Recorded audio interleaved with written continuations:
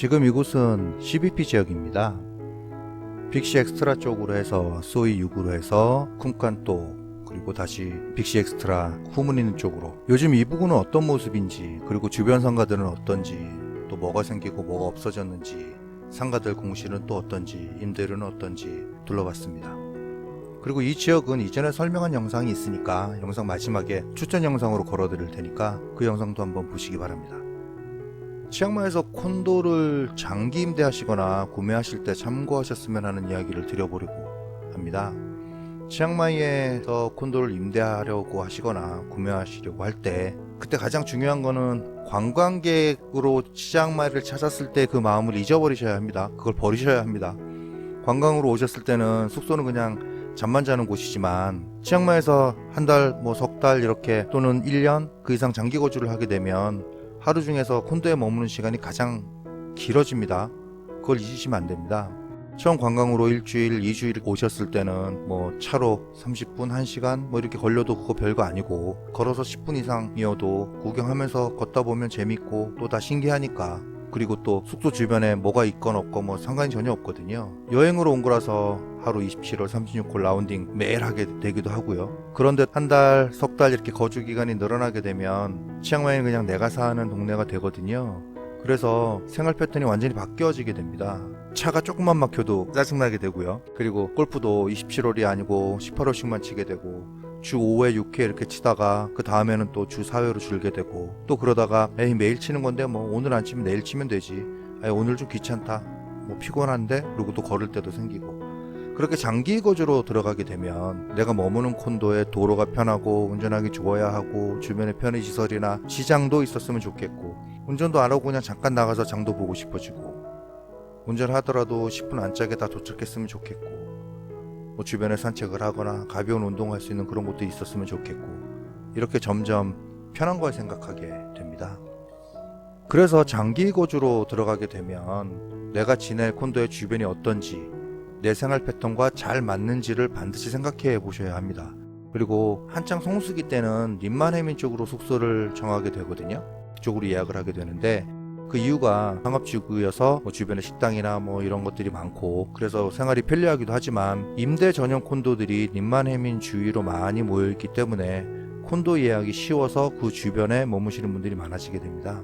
지금 이 CBP 지역이나 뒷콘도처럼 개인이 임대하는 콘도들은 거의 1년 이상의 장기 임대를 선호하거든요. 그래서 1년에서 3개월 이런 단기 임대를 선호하지 않습니다. 그래서 미리 예약을 하고 싶어도 6개월 전이나 한 달 전에는 거의 예약이 안 되고요. 그리고 최대 3개월 전, 한 달, 2달 전에야 예약이 가능하게 됩니다. 그래서 성수기 같은 경우는 이쪽을 예약하기가 좀 어렵습니다.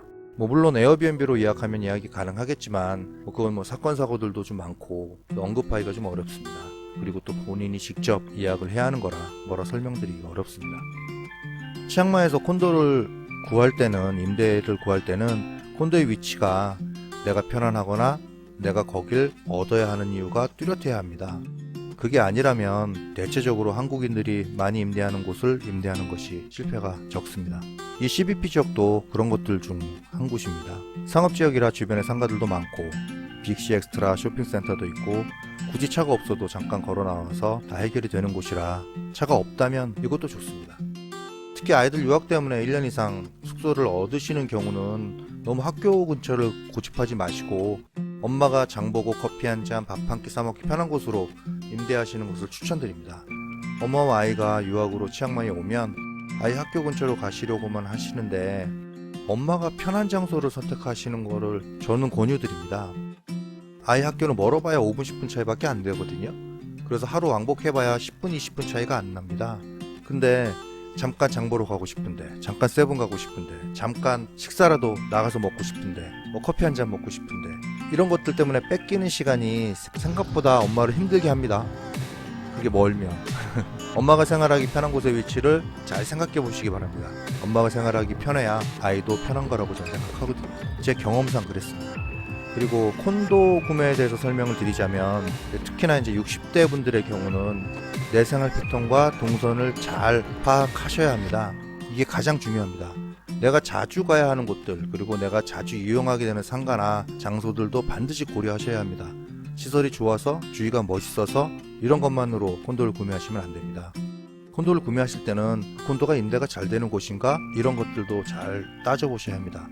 서두에 말씀드렸던 것처럼 뭐 하나 사려고 해도 운전이 10분 넘어야 하고 집으로 들어가는 길이 골목골목 이렇게 들어가야 하고 이런 것들은 관광객의 입장에서는 멋있을지 모르겠지만 신기하겠지만 거기서 계속 산다고 생각하면 그게 다 불편사항이 됩니다.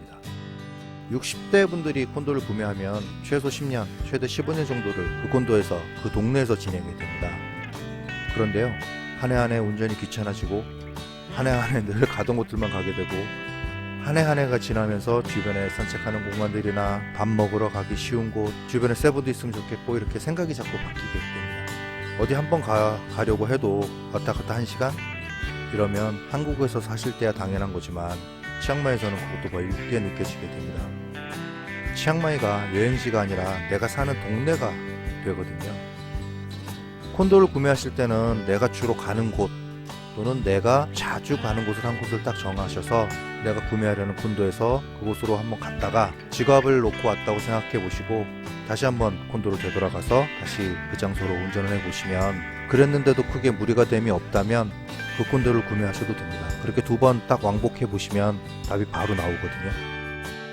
절대 콘도는 시설만 보고 구매하시면 안 됩니다. 반드시 위치 그리고 나의 라이프 스타일, 그러니까 생활 패턴과 동선이 맞아야 합니다. 시설은 돈 들여 고칠 수 있지만 위치와 주변 환경은 고칠 수가 없거든요. 콘도를 샀다가 팔 수도 있겠지만 그게 쉽지는 않습니다. 특히 오른다고 생각하고 구매하시면 절대 안 됩니다. 이 부분은 나중에 실제 치앙마이에서 콘도를 구매해서 거주하셨던 어르신들의 실례를 들어서 설명을 따로 드리도록 하겠습니다. 관광객의 마음을 버리고 내가 사는 동네라면 내가 살게 될 동네이기 때문에 어디가 편할까? 나는 뭐가 제일 편했으면 좋을까? 내가 제일 싫어하고 불편해하는 것은 뭘까? 이렇게 고려해 보시고 깊게 생각해 보시고 결정하시길 권유드립니다.